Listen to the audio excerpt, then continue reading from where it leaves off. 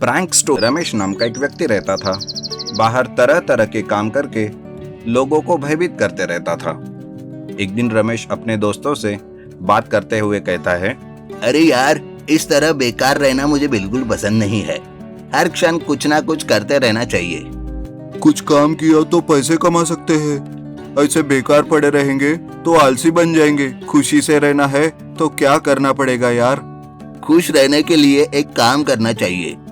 अगर हमें देखकर सारे लोग डरेंगे तभी हम खुशी से रह सकते हैं। ये क्या कह रहे हो यार? कहीं तुम राउडी बनने की तो नहीं सोच रहे ना, या फिर मर्डर करने की सोच रहे हो? ऐसा कुछ नहीं यार, मैं कुछ नहीं करूंगा, आप खुद ही देख लेना। ऐसा कहकर वो वहां से चला जाता है। उसके दोस्तों में से एक दोस्त कहता है, आखिर करना क्या चाह रहे हो? कुछ समझ में नहीं आ रहा है। ऐसा कहते हुए वो वहां से चला जाता है। अगले दिन दो व्यक्ति वहां से चलते हुए जा रहे थे। उसी समय रमेश एक रिमोट से चलने वाली चूहे के गुड़िया को उनके आगे चलाता है। यह देखकर वे दोनों डर के मारे पीछे मुड़कर भाग जाते हैं। जब रमेश उस गुड़िया को उनके पीछे भगाता है, ये देखकर वे दोनों भागते ही रहते हैं। और इसे देखकर रमेश हंसते हुए कहता है, भागो और तेज भागो।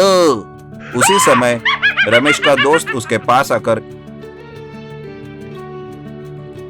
कहता है, अरे रमेश, तुम क्या कर रहे हो? कुछ समझ में आ रहा है? ऐसे लोगों को क्यों डरा रहे हो? अरे this is just for fun यार। इसका अनुभव करने पर ही इसका मजा कितना है मालूम होगा। फन का कुछ पता नहीं, लेकिन अगर यह सब कुछ तुमने ही किया, ऐसा उन लोगों को पता चला ना, तो वो लोग तुम्हें छोड़ेंगे नहीं। अरे ये सब उनको पता लगने के बाद देखा जाएगा। इन सब बातों का तुम पर कुछ असर होने वाला नहीं। सब तुम्हारी किस्मत है, तुम्हें कोई नहीं बदल सकता। ऐसा कहकर रमेश का दोस्त वहां से चला जाता है। अगले दिन कुछ लोग जंगल के रास्ते से जा रहे थे। उनके पीछे पीछे रमेश एक पेड़ की तरह वेश धारण करके पत्ते और टहनियां लगाकर उनका पीछा करता है। ये सब कुछ देखकर उसमें से एक आदमी कहता है, अरे बाप रे बाप, ये क्या है? पेड़ हमारा पीछा क्यों कर रहा है? तभी दूसरा व्यक्ति कहता है, लगता है इस पेड़ में भूत है, इसलिए हमारा पीछा कर रहा है। हम लोगों को तेज भागना चाहिए। अगर हम उसके हाथ लगे तो हमारी खैर नहीं। यह कहकर वो लोग तेज भागते हैं। कुछ देर के बाद रमेश पेड़ के वेश से बाहर निकलकर हंसते हुए कहता है, भूत भूत। अरे वाह, ये तो सब बहुत डर गए, फिर कभी यहाँ आने की हिम्मत नहीं करेंगे। ऐसा कहकर वो वहां से चला जाता है। अगले दिन रमेश का बेटा अपनी पाठशाला को एक बिच्छू जैसा दिखने वाले रिमोट से चलने वाली गुड़िया को लेकर जाता है। वह एक किताब में उस बिच्छू को रखकर टीचर के हाथ में देता है।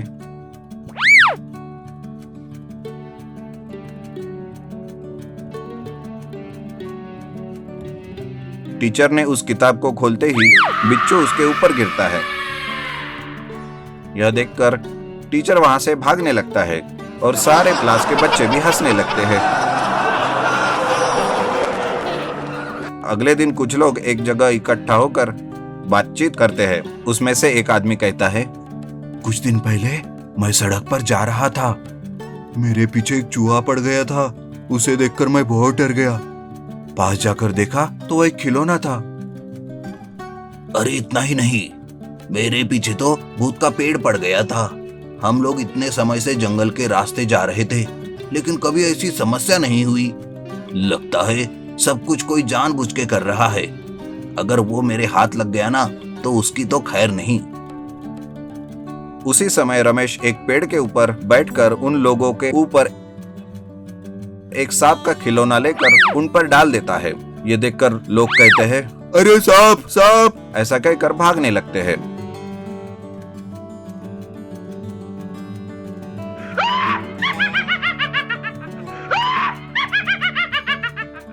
तभी उनमें से एक आदमी पेड़ के ऊपर देखता है। वो देखता ही कि पेड़ पर बैठा रमेश रिमोट की सहायता से ऑपरेट कर रहा है। यह सब कुछ देखकर वे लोग रमेश को पेड़ से नीचे उतरने के लिए कहते हैं और वो जैसे ही उतरता है उसे पकड़कर कहते हैं, क्यों रे रमेश, हम सबके बीच रहकर तू हमें ही डरा रहा था। आज तो तेरी खैर नहीं बेटा। ऐसा कहते हुए सब मिलकर उसे पीटते हैं। रमेश कहता है, अरे बाप रे बाप, मैं तो मर गया यार। ऐसा कहते हुए चिल्लाने लगता है। इस तरह सभी लोग उसे पीटकर वहां से चले जाते हैं।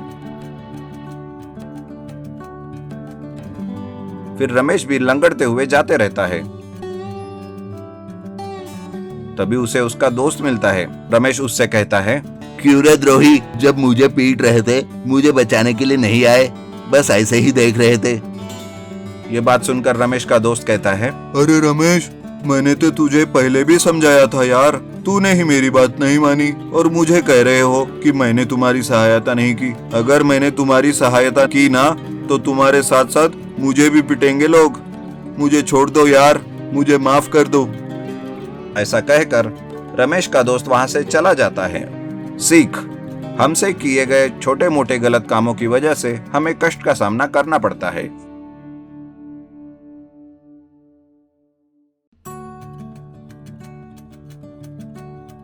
गांव का पटास कॉमेडी। एक छोटा सा गांव था। उस गांव में एक सास और एक बहू रहती थी। वो दोनों गणेश चतुर्थी के दिन घर में गणेश जी की मूर्ति स्थापित करके गणेश जी के लिए विविध प्रकार के पदार्थ तैयार करके रखती थी। इस बीच बहू अपनी सासू मां से कहती है, सासू माँ, हमने गणेश जी के लिए जो लड्डू और खीर बनाए थे वो किसने खाए? मेरा लड्डू से तो कोई संबंध नहीं, मैं तो उसके पास भी नहीं गई। यानी खीर आपने खा लिया? अभी तो पूजा भी नहीं हुई। आप गणेश जी से माफी मांगिए और अपने आप को 100 थप्पड़ मारिए और 100 उठक बैठक भी कीजिए। मैं तो ये कह रही थी कि मैंने थोड़ा सा खीर खा के देखा, इसलिए कि उसमें चीनी बराबर है या नहीं ये देखने के लिए। स्वाद अच्छा था इसलिए पूरी खीर खा ली, लड्डू तो मैंने नहीं खाए। तो लड्डू कोए खा गए या बंदर खा गए? सच बताइए, लड्डू भी आप ही ने खाए होंगे। नहीं बहू, सच में लड्डू तो मैंने नहीं खाए। इस बीच ममता के ससुर जी वहां आते हैं और उन दोनों को झगड़ा करते हुए देखकर कहते हैं, क्या हुआ? तुम दोनों आज त्योहार के दिन भी झगड़ा कर रही हो? बिना झगड़े के एक दिन भी चुप नहीं रह सकती क्या? ममता ससुर जी को पूरी कहानी बताती है। फिर ससुर जी अपनी पत्नी से कहते हैं, क्या भगवान को चढ़ाने का प्रसाद तुमने पूजा से पहले ही खा लिया? खा खा के तुम भैंस की तरह बन रही हो। हम दोनों एक साथ जब सड़क पे जाते हैं तो लोग पूछते हैं कि क्या ये आपकी माँ है? मैं उनको बता नहीं पा रहा हूँ कि तुम मेरी पत्नी हो। बड़े आए, मुझे भी लोग एक अप्सरा की तरह देखते हैं और समझते हैं कि मेरी अभी शादी भी नहीं हुई। समझ में आई? तुम ठीक से सुनी नहीं होगी। ये कौन है रास्ते के बीच में कह के सोचते होंगे, तुम हो ही वैसी। दोनों के बीच का झगड़ा बड़ा हो जाता है। ससुर जी, सासू माँ, आप दोनों झगड़ा रोक दो। मैं असल में लड्डू किसने खाए इस बात से परेशान हूँ और आप दोनों क्यों झगड़ा कर रहे हो? इसी बीच ममता के माता और पिता वहाँ आते हैं। उन्हें देखकर ममता कहती है, माँ जी, पिताजी, क्या हुआ? ऐसे बिना कुछ बताए आप यहाँ आ गए? हम तो तुम्हें सरप्राइज देने आए थे, लेकिन तुम सब जोर जोर से चिल्ला क्यों रहे हो? कुछ नहीं भाई साहब, आपकी बेटी के बनाए हुए लड्डू गुम हो गए हैं, उसी पे झगड़ा हो रहा है। ममता के पिताजी जोर से हंसते हुए कहते हैं, बेटी, तुमने खुद ही लड्डू खाया है ना? कोई बात नहीं बहन जी, हमारी बेटी को लड्डू बहुत पसंद है। जब भी गणेश चतुर्थी के दिन घर पे लड्डू बनते हैं तो उन्हें पूजा से पहले खाने की इसे आदत है। ये बात सुनकर सास और ससुर दोनों चकित हो जाते हैं। मेरा मतलब है लड्डू बहुत स्वादिष्ट थे। सब में बांट देने के बाद मेरे लिए भी कुछ नहीं बचेंगे। इसीलिए मैंने पहले ही खा लिए। ममता के इस बात पे सब हंसते हैं। चलो ठीक है, कोई बात नहीं।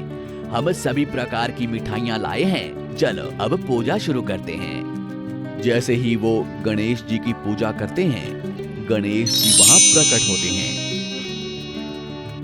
ये लड्डू और मोदक तो बहुत ही स्वादिष्ट दिख रहे हैं, कहते हुए सब खा जाते हैं। उन्हें देख के सब बहुत आश्चर्यचकित होते हैं और गणेश जी को नमस्कार करते हैं। गणेश जी लड्डू खाने के बाद सबको आशीर्वाद देते हुए कहते हैं, जो भी मेरी पूजा करता है उन सभी को मैं आशीर्वाद देता हूँ कि आप सभी खुश रहें, आपके जीवन की हर मनोकामना पूरी हो। गणेश जी उन सभी को आशीर्वाद देके वहाँ से गायब हो जाते हैं। गणेश जी के आने से वे सब बहुत खुश हो जाते हैं। आपको हमारी ये कहानी कैसी लगी, हमें कमेंट बॉक्स में जरूर बताएं। और यदि आप ऐसी ही और भी कहानियां सुनना चाहते हैं तो हमारे चैनल को सब्सक्राइब करना ना भूलें। शुक्रिया।